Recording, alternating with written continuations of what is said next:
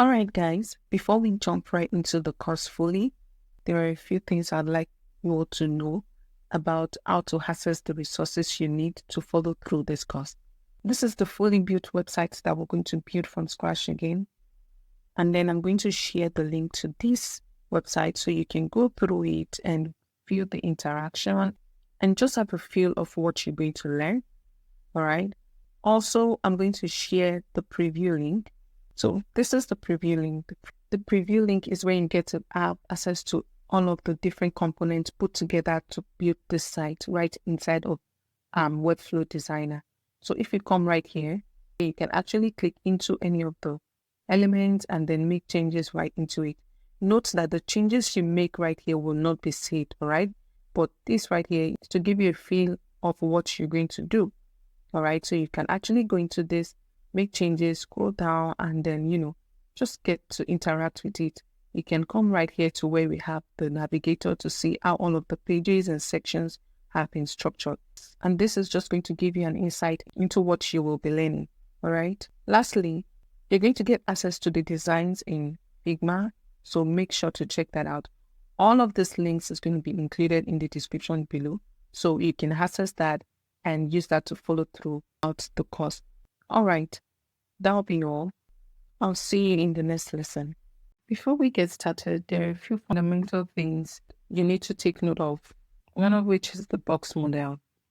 This is like the basic concept you need to understand about web development. You see, the box model breaks down a web page into different sections or boxes that contains your content, padding, borders, and margins. Don't worry, as we dive deeper into the course, you will get to see all of this in practice.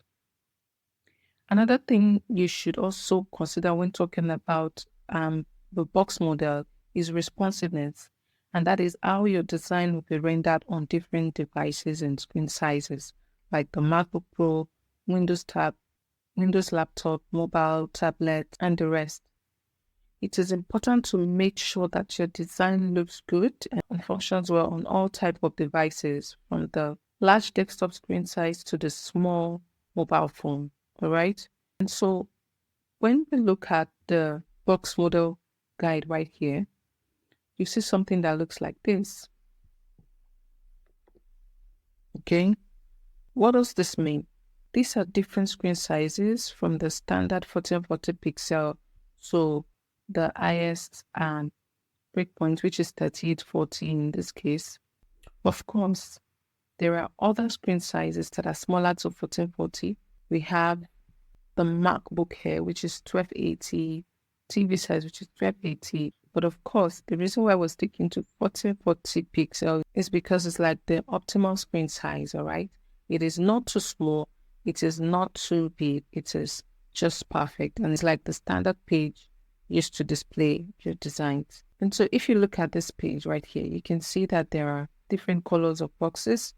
We have the dark green right here. We have the light green, which is centered right here. And then a peach color. And we have like the white boxes. I'll explain this. You notice that the dark green box is wider on the different screen sizes compared to the other boxes, right? And that's because it's taking up the full width of the screen irrespective of the sizes. In Webflow, we call that section, all right? The section is the parent container that takes up the entire width of the screen. That's like the first structure. And then we have the light green box right here that remain fixed to the center, no matter the screen size, okay? So that's going to be our container. And then we'll define the container width size to be 855 pixel, just like it is in our Figma design. And that will remain fixed to the center, no matter the screen size. And the last box we want to explain right here is a div block that we can easily customize to wrap up our content. And then right here, this is like the content, okay? And so in practical, let me explain the box model using this chip content right here. And so if you look at this one here, this is like our navbar. And in our navbar, we have section taking up the full width. The container in this case also takes up the full width. And then a div block that holds the links together. When we look at the hero section right here, you can see we have like the section, which is the dark green, which is this. We have the container, which is this light green right here. And then we have the div block. The div block is the container that we've customized to hold up our content. And so when you look at this, we have a div block that holds the image. We have a div block that holds up this header and subtext together. We have a div block that holds up the social buttons together. All right. So right here, it's a div block for image, div block for content, and div block for buttons. Okay. And that's basically it about box media. And so now that we understand this, let's go ahead and set up our Webflow project. I'll see you in the other video. Bye. Okay, guys, it's time to set up our Webflow project. And to begin with, you'll need to create a Webflow account. If you don't have one already, click the Webflow link in the description below to create an account. Upon creating an account, you get 2 free projects that you can work with. And from that 2 free projects, we're going to use one to build our portfolio. To start with, I'm going to create a new site by clicking on this button. And now we're going to select a way to get started. Right here, we have 2 options. We have the blank site, we have the template. There are tons of templates that we can choose from to get started with, right? But because we already have our designs and we want to build from scratch, we're going to click on the blank site. And right here, I'm going to name the site. Let's call this Juliet Osita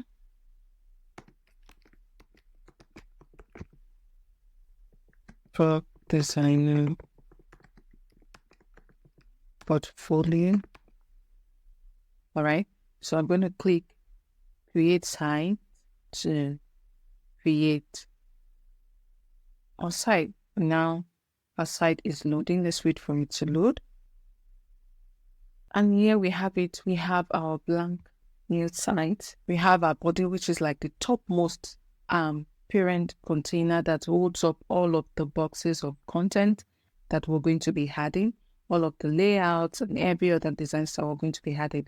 The body is going to hold all of it together. But before we get started, let's come here and see some of the basic settings of this site that we can set. Right here, we can see it says that this site is currently on the starter site plan, which is like a free plan, right? And then I'm going to click the starter link. And this will take us to the site settings. And automatically, it links me to the plans section. Let's disregard that and go to the general settings. In the general settings, we can see we've already have our name. Right here, we have the favicon. The favicon is like the logo that shows up in the browser tab, so we can upload a logo of the portfolio later on. Set the time zone. You can protect your site by adding a password. Of course, these are pretty explanatory. So you can really go through and we're pretty straightforward. You can set the site access. And here is where you have details about the site asset, publishing. Right here, you have information about the publishing of the site, all right? And some of the functionalities that are free and some of the functionalities that are paid for. One thing that we really want to set right here is the fonts, okay?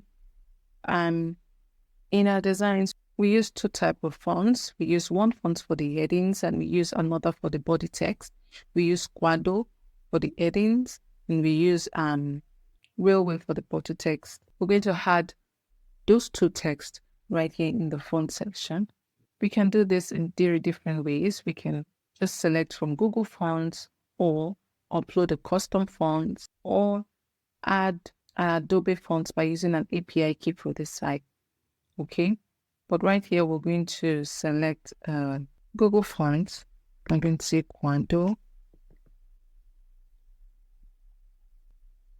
and I'm going to add the second font now, which is the Railway. So we can type Railway, click on Railway, and we have different variants. I'm going to select 300, 200, 500, 600, 700. All right. Those are the font width size that we might be considering using. So that's it. This is fine. I'm just going to select this 1, 2, 3, 4, 5, 6 variants, and then I'm going to add fonts. All right. Now that we have that, I'm going to go back to the designer. At this point, the tooltip was just coming up because this is a newly created site, so it is expected. Technically got it for now, so we're just going to disregard that. Now that we added our fonts, there's some of the places we're going to be navigating a lot. Right here is where we have the plus icon, or says add elements, which is this part. This is the panel that holds up all of the elements, what we're going to be using to structure our page. You have the section, we have container, flex and H-flex. There are tons of tutorials that explain all of this functionalities in details in Webflow University. I've included the link below, so make sure to check that out. This is where you get to access all of the pages in the site and make changes to it. This is where you can navigate through the different sections of your page. At the moment, we only have the body. Right here is your components.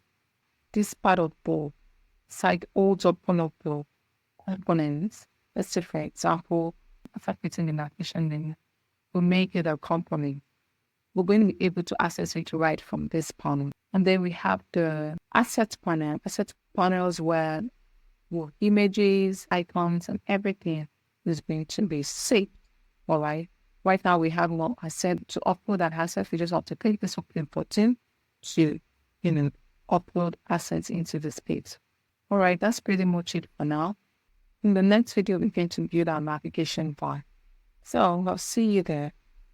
All right, guys, it is time to build our minimalist portfolio, and we're going to be starting with the nav bar. Without further ado, let's jump right into Webflow. So right here, I'm in Webflow. And if you've gotten this far, you're going to see something that looks like this. This is just a blank canvas called the body. One thing we want to customize right here on the body is the typography. Remember that we installed the railway typography and the Quando typography because those are the two types of typography we're going to be using for this project. So I'm going to set the body typography to be railway. All right. Okay. What this means is that whatever text that I'm going to add into this project is going to automatically take up railway as the default type. And then, of course, I can customize it and change it, but by default, once a text is added into this canvas, it's going to take up railway as the default font. We're going to still set the heading font because we're using Quando as the heading font. We're going to change that, but for now, we want our default font to be railway. So that's the only thing we're setting on the body. Having done that, now let's create our nav bar. Before we do that, I want to explain that there are certain predefined elements that Webflow has designed into this tool that we can use. All right, so which means that there is no need for us to create it from scratch. So to add a nav bar, all we have to do is come to this plus icon that says add elements. In here, we would see the different elements that has been created and embedded within Webflow that we can use. Okay, and under the elements, there are different segments of elements right here. There is the structure elements, that is the elements you can use to structure your page and to structure your content within your page. We have the section, we have container, we have quick start, reflex, and H-flex. You can read up about this and watch tutorials about this in the Webflow University. All right, there is the basic element, which is the div block, the list item, and so on. The buttons, we have the typography, the headings, paragraph, links, text, block text, rich text. We have CMS, we have media, we have forms. That is, if you want to create a form within your design. Of course, we're going to get to that part. Then we have the advanced element, okay? There is the layout section also where you get an already created structure for you. So let's say you want to use a nav bar, you can just drag in this and just edit it and customize it to the way you want. Also a section or a footer or an image section. But we don't need any of this because what we want to do is we want to create our navbar from scratch. All right. So to do that, there are different ways we can create our navbar. We can just search in here, say navbar, and just drag it in. Or we can scroll down if we feel like going the long route to just drag in our navbar here. Or to do it in a more simpler and easy way, we can select Control E on our keyboard and then type in the element we need. So right here, I'm going to type in the nav bar. And just right here, we get a nav bar. So I'm going to select that. And there we go. Right there, we have our nav bar. On this pop-up, we have the nav bar settings. But at this point, we don't need that right now. So I'm going to take that out. Now, one thing I need us to take note of is the navigator. This is very important when you're building and structuring your page, because what this does is it shows you how the different elements in your design is being organized. Okay, so right here we have the body, and inside the body we've dragged in the nav bar, right? And the nav bar is going to act as the child of the body. You can see that it is embedded inside of the body. That's to tell you that it is the child of the body, and the body is the parent of the nav bar. Don't get it confused, okay? If we click the drop down beside the nav bar, we can see that there is a container. The container holds up the logo and the nav menu and menu button. And then when we click inside of the nav menu, we have 3 lanes. Okay, we can't see the nav menu right now because the pixel here is lower than 1440. But if I change this to 1440, which is the desktop size, we can see the nav menu. That doesn't mean that the menu button is not there. The menu button is the hamburger menu. But the only way that is going to show is when the breakpoints starts from the tablet. So we have the different breakpoints. So if you look at this top here, there are different breakpoints. We have the desktop breakpoint, which is the base breakpoint. Base breakpoint means that whatever styles that you apply on the desktop, it's going to cascade down to the other breakpoints, except you go individually to the different breakpoints and manually change them. So if I set some styles on this base breakpoint, the style is going to apply to all of the other breakpoints, the tablets, the mobile landscape, and the mobile portrait. And of course, we have other breakpoints upward as well, large breakpoints. We have the 1280, we have the 1440, and we have the 1920 pixel, which are the large breakpoints. And whatever settings that we give right here is also going to cascade upward. It's going to affect all of that, except we're going to then individually to manually change that. Okay, we're going to see all of this happen in practical. Well, let's just move on. All right. So, as I was saying, the nav menu is only going to show once it's on the base breakpoint, and then the upper breakpoints like the 1280, 1440, and 1920. But immediately it gets to the tablet, it's going to change to menu button, and we can see that right here. All right. Same thing for the mobile landscape, and same thing for the mobile portrait. Let's go back to the desktop breakpoint and change this to 1440 pixel. Now moving on, I'm going to replace this container with a div block because we want to manually customize our navigation menu. All right. This container has a predefined settings and we didn't need that. So that is the reason why we're going to create the div block. And to do that, I'll have to select the parent container, okay, to create an element inside of another element. Ensure that you select the parent container so that the elements you're creating is going to be embedded inside of it. The reason why I'm selecting this navbar is because I want the div block to fall inside of this navbar. right? I'm going to click Control E and my keyboard, that's the shortcut. And I'm going to type the lock. Now I'm going to select that, and right there we can see it is embedded under the navbar. What I'm going to do right now is to drag this to the top of the navbar, and then I'm going to bring in all of this element and put them inside of the big block. We bring the navbar inside of the div block as well. We're going to bring in the menu. We're going to bring in the menu inside of the div block as well. Right. Now that I have all these three elements inside the div block, I'm going to delete this because we don't need it. Now, our navbar content is taking up the full width of the screen. That's because we've not applied any settings. We've not applied any styles. Okay. If I change this to, the 10.2 pixel, it's going to take up the entire screen size. All right. If we change this to 1920, we're still going to have the same effect because by default, our div block also takes up the entire width of the screen. Okay.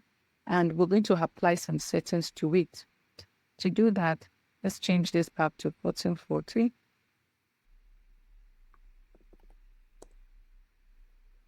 And then come back to the navigator menu.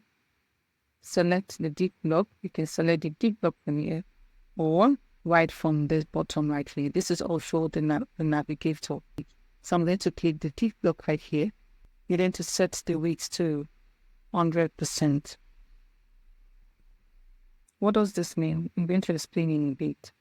And the max width to be 1920 pixel. Okay. What does this mean? It means that no matter the size of the screen, you want the container to always take up 100% of the screen. But we want the maximum width to be 1920, which means that if I increase this width to 2000, the element inside of it all moves to the left, and then we have some extra spacing right there. That's because the maximum width has exceeded 1920. Of course, we're going to fix this, all right? So that's to explain that. Now, once a style is applied to a particular element, by default, a class is created. What is a class? A class is an element that has some predefined settings assigned to it. Once you apply a style to particular elements, you get to see a class created right here. All right, so I'm going to change this class to say navbar contain. Okay. All right, moving on. Let's apply some left and right padding on the navbar container. And to do that, I'm going to select the navbar itself, left and right to cell interchange. And to do that, I'm going to go down Option and then drag just like so. If you hover on the padding area here, you can see the green lines at the left and right of the elements. Okay, that's the padding. All right, now let's check how this is going to look on the smaller screen. If we select, let's make this 40. You can see it's respect the padding 72. It's all left and right. Now, if I make this 1920, you can see that it still respects the left and right padding of 72 pixels. Now let's increase this a bit to 340 pixels.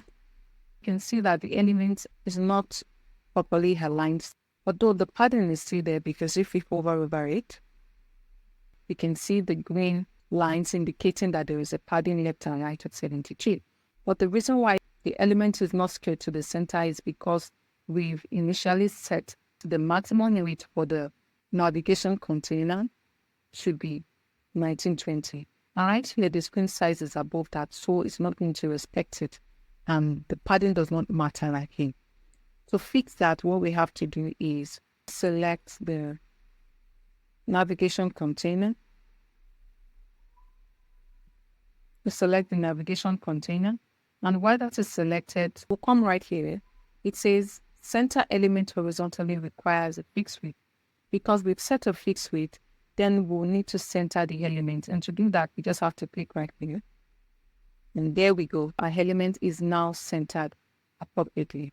And so even if we increase this to, say, 3250, it's still going to be centered. But now let's set this back to 1440. Why? Okay, moving on, let's change the background of one bar to the white because that's what we have in designing. And we select the navbar. I come down right here to where we have the background. Okay, I'm going to change that to white. By default, we have some variants created. We have white and black variants created. Now let's customize our navigation menu. To do that, I'm going to select a nav link and give it a class. There's already a class here that says nav link, and that's fine.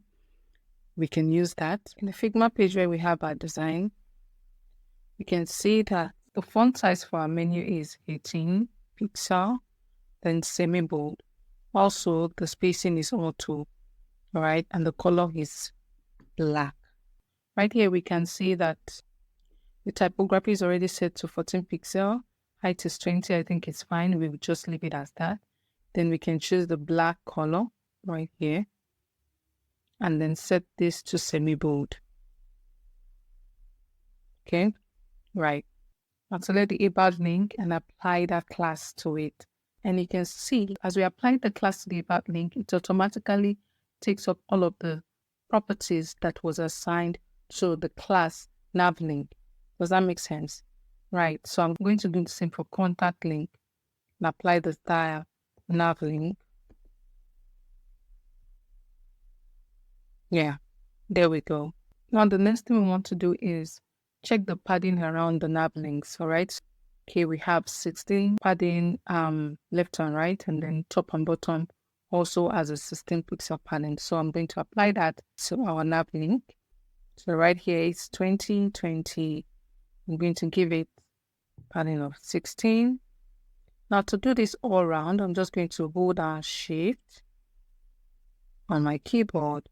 I'm going to drag till I get a 16 here, and that's it. Now the next thing I want to do is to change this button to look like this.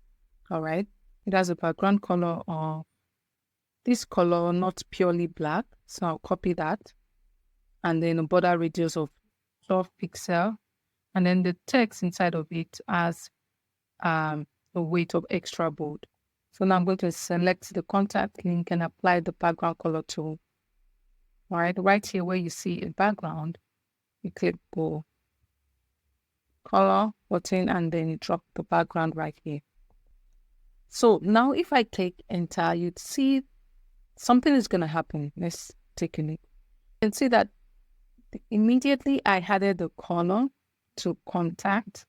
The color also applies to the rest of the links. Why? Because they all have the same class. And that's not what we want. We just want the background color for the contact button. So what I'm going to do is I'm going to undo this and I'm going to give this a combo class. Right here you can see a new combo class. So what does combo class mean? It means that combining two or more classes to a particular element. Combo, combining, just take it as it is. All right. It means that if I apply another class, so let me give this another class. Let me call this primary city. Okay. Now that I've created this class, we have two classes right here. We have the base class, which is also applied to home and about, and also we have primary city, which is applied to just contact link. This means that whatever styling I apply to this right now will not affect the rest. Why? Because the contact link now has a combo class. All right, it has an additional class called primary city, which means that whatever styling I apply right now to contact me with this combo class is not going to affect the rest of the link. So right here, I'm going to style the background and give it a color fill, like so. I'm going to give it a border radius of 16. Now let's change the text inside of it. The typographic color to white. I'm going to change this to white. And then we're going to let's give it bold. Now there's one more thing we want to do. Let's check the padding and margin for the button. The left and right padding is 16, while the top and bottom is also 16, while the width is 111 pixel and the height is 48. Okay, so let's go back and apply that. So there's already a padding of 16 applied all around. So I'm just going to give it a width of 111 pixel and then a height of 48. Let's change this to contact me. Metal. And then let's center the typography. One thing we want to also do is to apply some padding to the navbar. So we have 16 at the top and 16 at the bottom. We're going to select the navbar. Fine. We're going to give it 16, top and bottom. All right. Another thing we want to do is make this color a variable so that we can always reuse it when we need it. To do that, I'm going to click this plus icon. I'm going to click right here, create a new variable. I'm going to click on this and then call them primary column.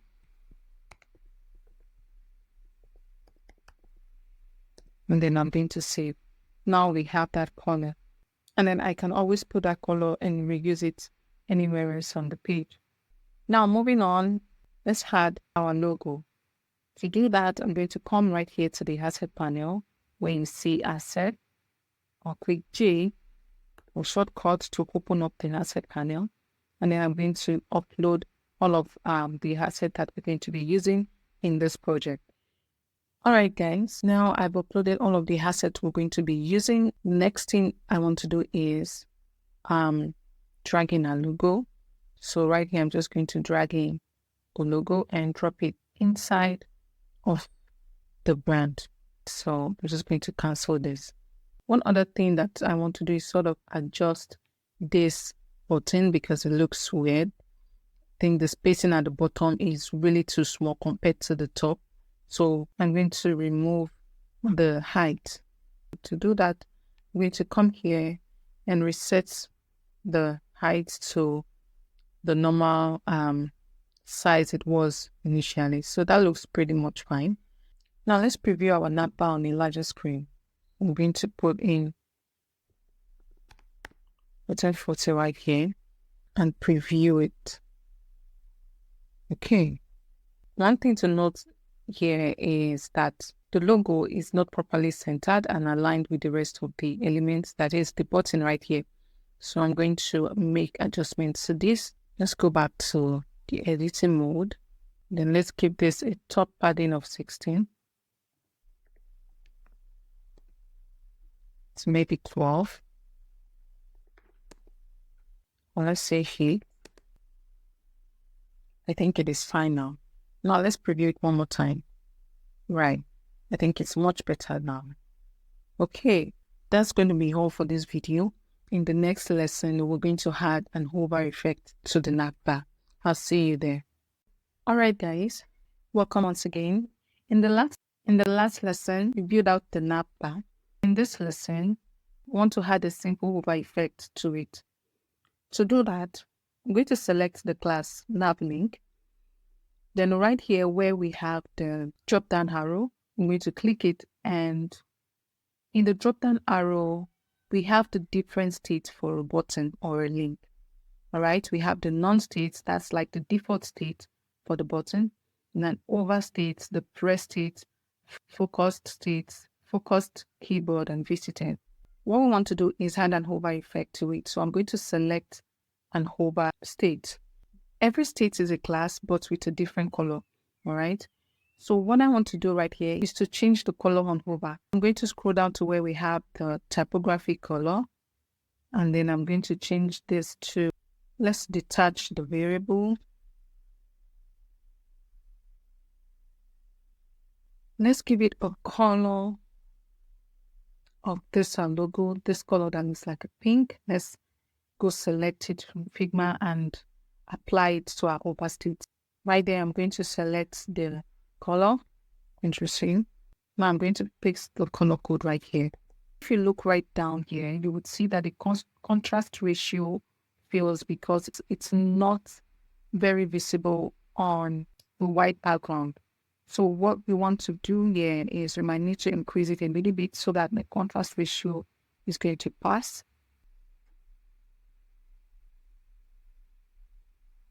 All right. Now we have our head. Another thing we want to do is make this a variant. So I'm going to select this plus icon and then add it as a variant. And then give this a, let's just say red. All right. Now let's go back to the non-state and preview this. Now we can see that even the about link also was affected. Why? Because the overstate is going to affect all of the class that has a nav link. But that effect doesn't apply to our contact me button because remember, we added a combo class to a contact me button and that itself now require a different overstate. All right, so let's head back to the editing mode. One other thing we might want to do right here is to add a smooth transition. And to do that, I'm going to scroll down and head over to where I have the transition effect right here. We're going to click plus. Now I'm going to select the type of transition I want to add, which is color. We added the style to the typography, so I'm selecting the typographic color. Now I'm going to set the duration to 300. I think that should be fine. That's okay. I like to keep it between 300 and 350. So I'm going to leave it at 300 milliseconds. Now let's select the easing type. Let's select the easing type to be ease out quotes. Of course, you can go ahead to play around with the different easing style and then choose the one you like. But right now, this is fine. I'm just going to go ahead and preview it again.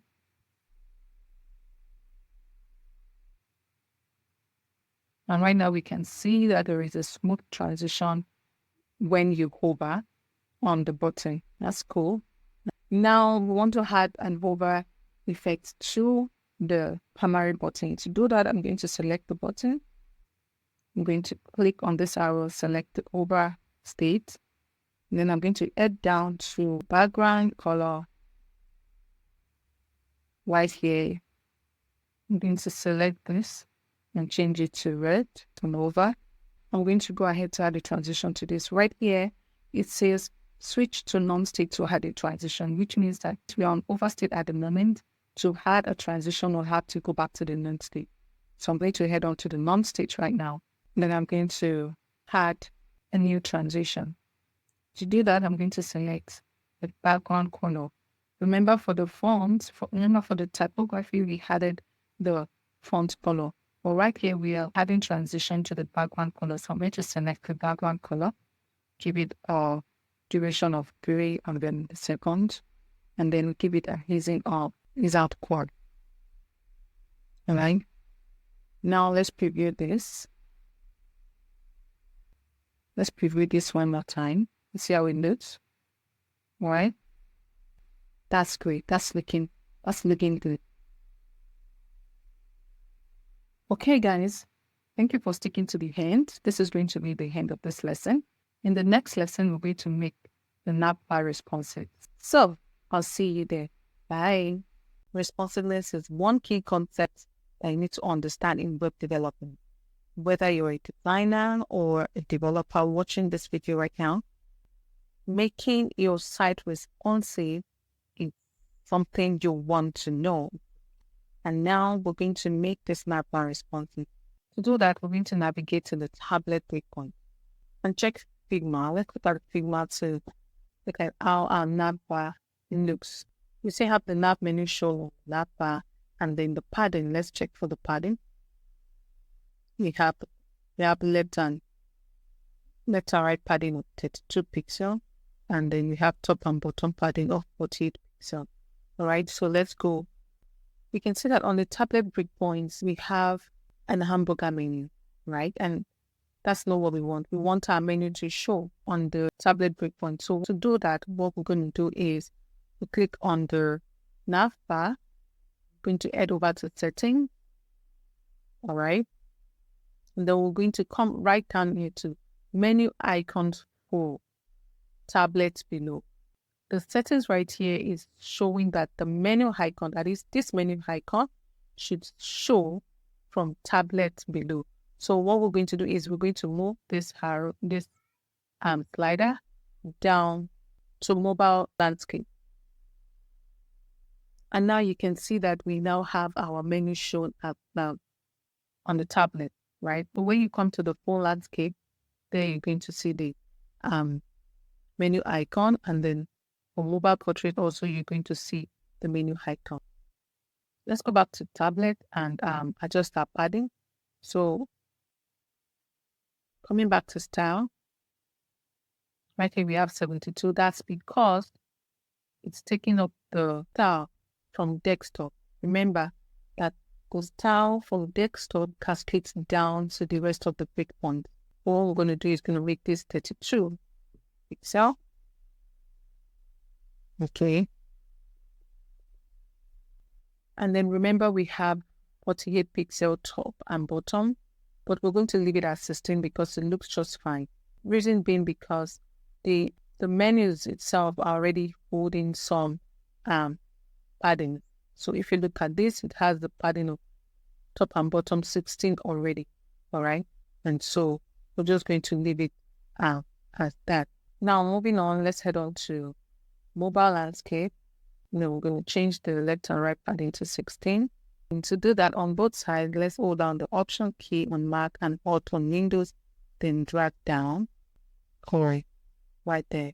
Now, because this menu icon is already having left and right padding of 18, as you can see here, which is making the spacing right here much larger than what we had here.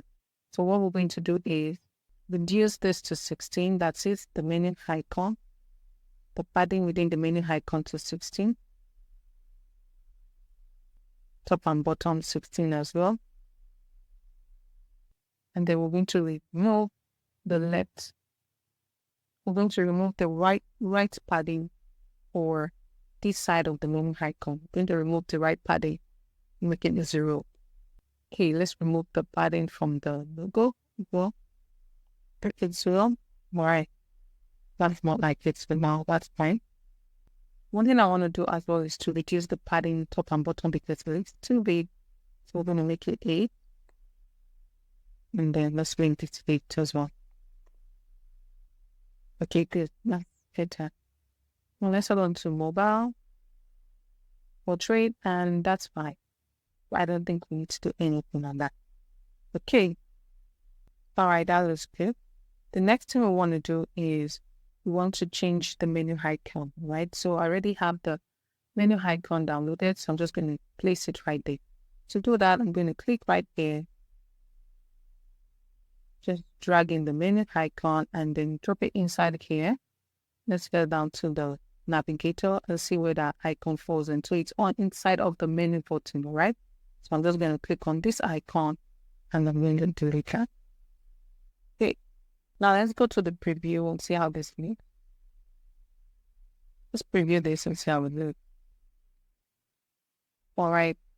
Okay, so now we have our menu drop down, and then we need to edit this as well to change the color and also make this button span across the page. So let's head over back to editing mode. To make changes to the menu drop down, we'll head over to settings, and we can see that the navbar settings is set to hide, and that's the reason why we're not seeing it. But the moment we say show, then we can see it. And right now we can add some styling to it. Let's head over back to the style panel and change the background of this to white. So head over to background and give it a white fill. Give it a white fill. And then I'm going to select the nav menu And then we're going to give it so we don't want to give it a full white color because it's just going to look weird like that. So give it a off-white color. So we still have some background color around the text. Okay. So that's more like it. And now we want to make this pan across the page. To do that, we're going to make the read auto. You're going to read auto. And then you then increase the padding, left and right padding to 16.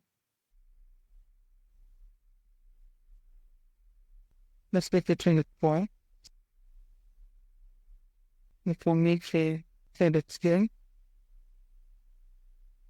Okay, that's right about it. It's aligned with the rest of the navigation text.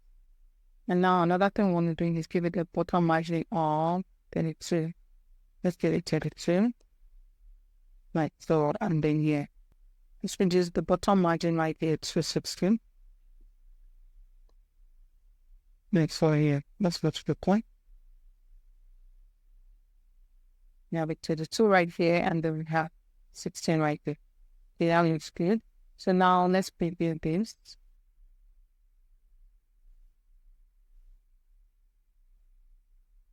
Okay, that's much better. Good. Let's come to landscape, yes. And then it's dropped down by default because it is in the settings. We have the navbar settings to show. So let's go back and hide that. So if we come to preview, then you can click the drop down, just pretty much good, right? All right, guys, that's it. Let's explore some menu types. Let me show you what are menu types that we have. Right now, we have it as drop down. As we can see here, we can decide to change the type to view over the right, just like so. And then we can click this button to make the menu view page height. But it's not doing that. This is supposed to make the menu view the page height. We're going to fix that.